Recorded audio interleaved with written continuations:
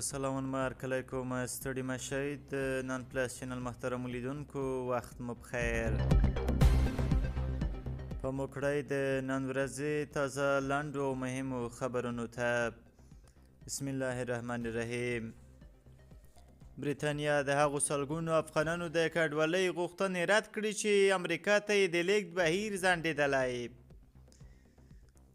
ډیلی ټلګراف ورځپاڼې د خپلو سرچینو په حواله خبر ورکړی چې د بریتانیا حکومت د هغو افغانانو د کډوالۍ غوښتنلیکونه رد کړل چې ټرمپ یې د الوتنو مخه نیولې وه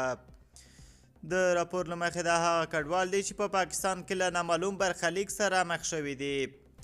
د ټرمپ په امر د 1600 هغو افغان کډوالو الوتنې لغوه شوې چې په پاکستان کې میشت دي او امریکا ته د لیږد په تمه وو یادو کډوالو له بریتانیا څخه غوښتي چې خپلې دروازې د دوی په وړاندې پرانیزي ترڅو له پاکستانه چې له ځورونو سره مخ دي وتښتي یاد کډوال وایي چې دوی د اسلام آباد او طالبانو ترمنځ د ترنګلتیاو له امله ځورول کیږي په کندوز ولایت کې د امریکایي ځواکونو یو همکار مسعود ډیلی ټلګراف ته ویلي چې ټاکل شوې وه روانه میاشت امریکا ته ولېږدول شي نوموړی چې اوس مهال د پاکستان په راولپنډي کې اوسیږي وایي موږ بند پاتې یو زه افغانستان ته ستنېدلی نشم ځکه طالبان مې وژني او اوس بیا امریکا هم خپلې دروازې زموږ پر وړاندې بندې کړې زما یوازینۍ هیله برطانیه ده او دعا کوم چې هلته د ژوند کولو فرصت راته برابر شي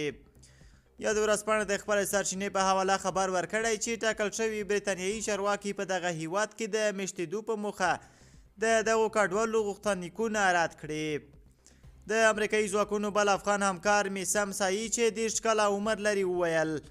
زه د کډوالۍ ځانګړې ویزه لرم خو داسې ښکاري چې دغو بندیزونو موږ هم بې برخلیکه کړي یو هغه وایي بریتانیا مو وروستۍ هیله ده موږ د لویدیځ د ملاتړ لپاره ژوند له ګواښ سره مخ کړ او اوس له هیڅ سره مخ شوي یو هیله لرم چې د بریتانیا حکومت مو یوازې پرېږدي د امریکا ولسمشر ډونالډ ټرمپ د بیا واکمنېدو په دویمه ورځ امر وکړ چې په پاکستان او نورو هیوادونو کې د افغان کډوالو د انتقال بهیر دی د لنډمهال لپاره وځنډول شي د ټاکل شوې ده چې د امریکا د بهرنیو چارو وزارت او د کورني امنیت اداره د دې کډوالو د منلو بهیر وڅېړي څو هغه امنیتي تشدد کړي چې تل یې د جمهوري غوښتونکو لخوا یادونه شوې ده ټرمپ د ټاکنیزو کمپاینونو پر مهال امریکا ته د کډوالو د ننوتلو د ختمولو او مخنیوي خبره کوله او کډوال یې د دغه هیواد د امنیت لپاره ګواښ باله د اوبه او انرژۍ وزارت په یوې خبرپاڼه ویلي چې په هیواد کې د برېښنا د تولید او پراختیا په موخه په ټولیزه توګه د 15760 میګاواټه برېښنا د تولید لپاره 30 پروژې تر لاس لاندې لري